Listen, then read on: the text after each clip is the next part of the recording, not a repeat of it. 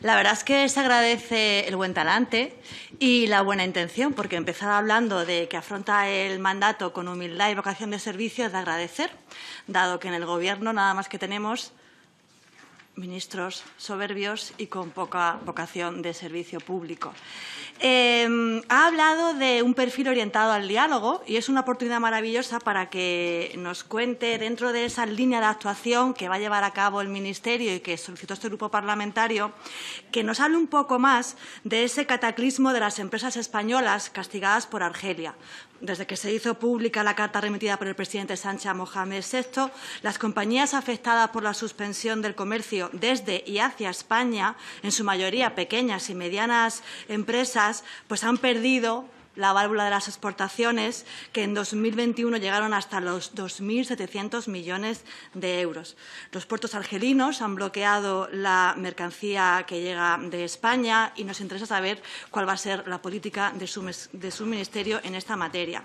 También nos gustaría que respondiese a lo que ya solicitamos la solicitud de comparecencia, valga la redundancia, sobre el estado de ejecución del proyecto estratégico del PERTE, en realidad el de descarbonización industrial, porque no ha entrado al detalle. Y sí nos gustaría saber las razones que justifican los numerosos retrasos en el desarrollo de los proyectos del PERTE-BEC. Mire, cuando usted tomó posesión, dijo que heredaba la sobresaliente gestión en 5 años de quien había sido su antecesora en el cargo. Destacó una labor extraordinaria de Reyes Maroto al frente del Ministerio. Esas fueron sus palabras.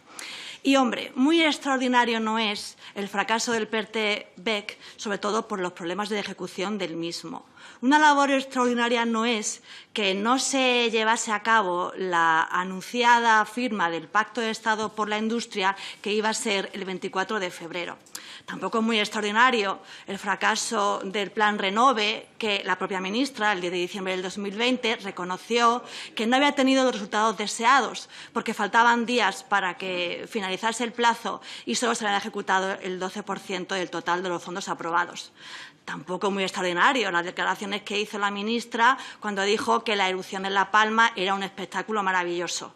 Y ya no hablamos de delito de injurias y calumnias cuando a este grupo parlamentario pues le dijo que nosotros éramos los responsables de una carta amenazante con una navaja.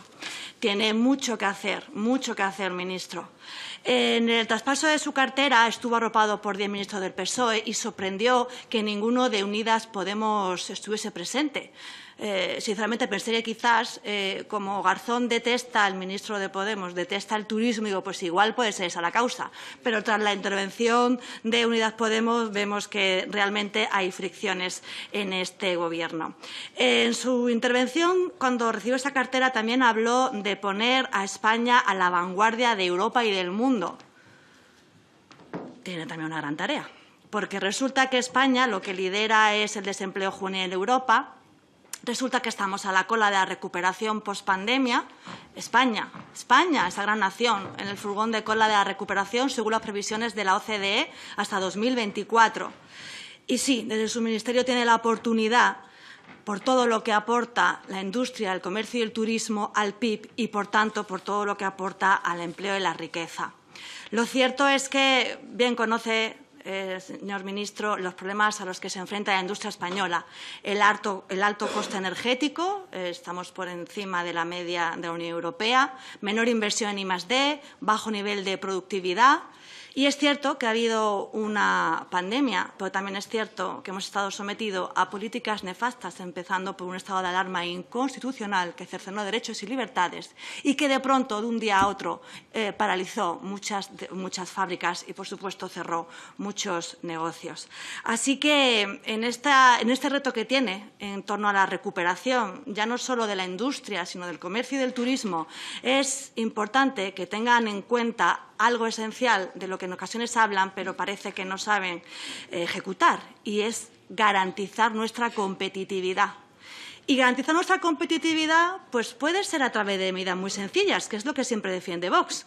Eliminar trabas burocráticas, Evitar la subida de impuestos. Recordamos que este Gobierno ha subido casi 40 tipos impositivos. Eso no hay autónomo ni empresa que lo pueda resistir. Y para trabajar por esa competitividad, pues a lo mejor también lo que tienen que favorecer es un escenario para que haya seguridad y certidumbre, que es lo que se reclama desde todos los sectores. Sabe que somos un país de microempresas y están asfixiadas y hacen un esfuerzo por sobrevivir. Sube el coste de la energía, los hidrocarburos, el precio de los alimentos de primera necesidad, los tipos impositivos a los que ya he hecho referencia, la reforma laboral. Usted ha hablado de una reforma laboral y subida de empleo, pero les recuerdo que lo único que saben hacer es retorcer las estadísticas, porque resulta que esa reforma laboral lo que hace es castigar la temporalidad, algo que es muy característico, por ejemplo, en el turismo. Y nos preocupa muy mucho cuál va a ser la posición de este Ministerio en concreto en temas que tienen que ver con la economía en general, pero ya que no ha tenido este Ministerio el peso que debía tener en el Consejo de Ministros, le animo con su fuerza y con su talante a que tengamos el lugar que merece la industria, el comercio y el turismo. Así que hable con su colega, por ejemplo, Nadia Calviño, a ver qué medidas en cuanto a la inflación, porque a nosotros no dirán negacionistas del cambio climático, que no lo somos. Pero sí, es que este Gobierno sí que niega las cifras que son reales. Así que también hable con ellos sobre qué medidas se van a tomar para garantizar la soberanía energética. Es una realidad que que todo el sector está muy preocupado por los aumentos de los tipos de interés y por pagar los ICOs. Y cuando usted hablaba de las buenas cifras del turismo, en este caso en concreto, pues pensaba en muchos hosteleros y hoteleros que están muy preocupados precisamente porque sí, afortunadamente, llegan turistas. Sí, España es un gran destino y hemos hecho muy bien nuestros deberes. Pero es que muchos de ellos no saben cómo van a hacer para pagar esos ICOs, porque su colchoncito, como ellos dicen, en estos años en los que tuvieron restricciones a la movilidad y muchas prohibiciones, pues se lo han gastado. Y ahora ven con incertidumbre cómo afrontar los costes a los que hace un momento también hice referencia. Y finalizo también recordando que es cierto que tiene otro reto con el sector industrial, porque en 2022 el Producto Interior Bruto estaba en torno al 15%, una cifra muy alejada a ese 20% previsto por la Unión Europea. Y, según los datos de la agencia Eurostat, somos la cuarta en cifra de negocios y en valor añadido bruto en la Unión Europea. Así que es el momento de salvar esa brecha y de, por lo menos, volver a los niveles previos a la pandemia, que estábamos en torno al 18,7%. La confianza empresarial es necesaria. Pero para eso tienen que trabajar por darle certidumbre y por el lugar de destruir empleo con políticas que estamos viendo que son nefastas, apostar por proteger y mantener el tejido productivo. Y que son nefastas no lo digo yo. Como usted se está sentando y vemos su agenda, y le felicito por ello, y está teniendo un diálogo muy fluido con los agentes sociales, sabrá mejor que nadie que esas ayudas de las que hoy ha hablado apenas están llegando. Así que confío en que pueda ayudarles tal y como merece la industria, el comercio y el turismo a través de su trabajo y de su compromiso con España, que es a quien se debe. Gracias, ministro, y muchas gracias por las respuestas dadas. Creo que es en 4 años la primera vez que un ministro responde a las cuestiones, así que le doy las gracias y le felicito por ello. Ha hablado de seguridad jurídica y lo cierto es que en ese momento no he podido evitar pensar en qué seguridad jurídica la que tienen los ocupas, la seguridad jurídica de los violadores y pederastas que su Gobierno ha sacado a la calle.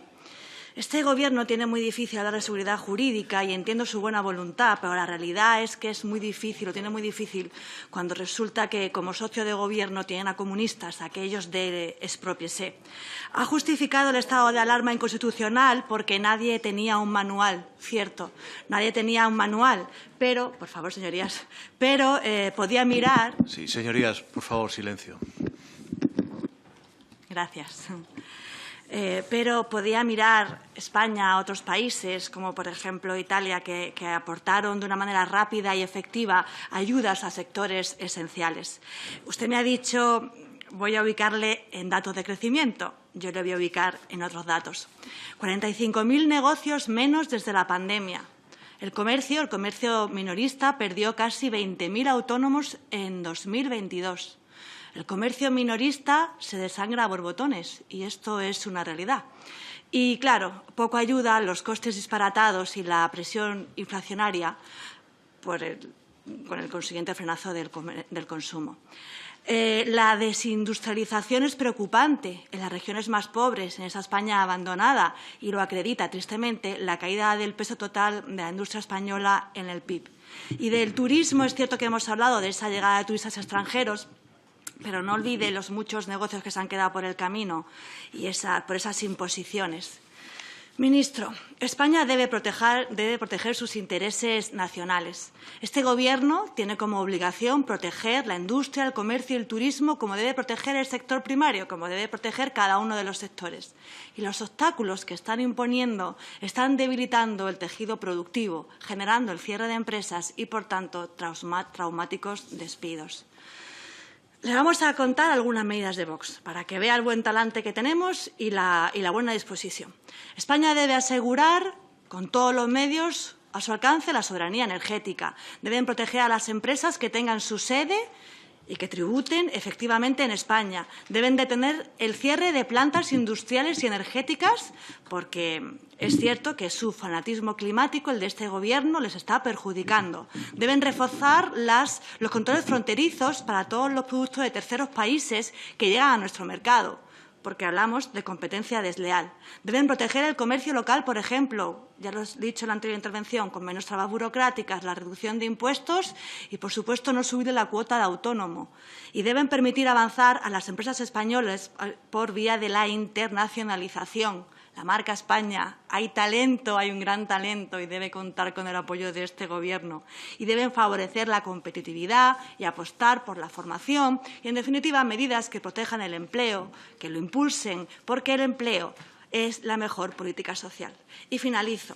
Me ha dado mucha pena el momento que ha vivido. Es cierto que los ataques personales no están justificados ni en comisión ni en pleno, pero ha hablado de degradación política. Y hoy estamos especialmente sensibles cuando hemos visto en prensa que este Gobierno que pacta con Bildu, resulta que Bildu Rueda, lleva en su lista a 44 se interpone entre presos la luz y usted etanos. la notivista, pero es que se le ha terminado el tiempo. Muchas Gracias, ministro. Le deseo suerte porque será suerte para España y espero que las políticas sean las políticas del Señora sentido Moraleja. común y no del fanatismo.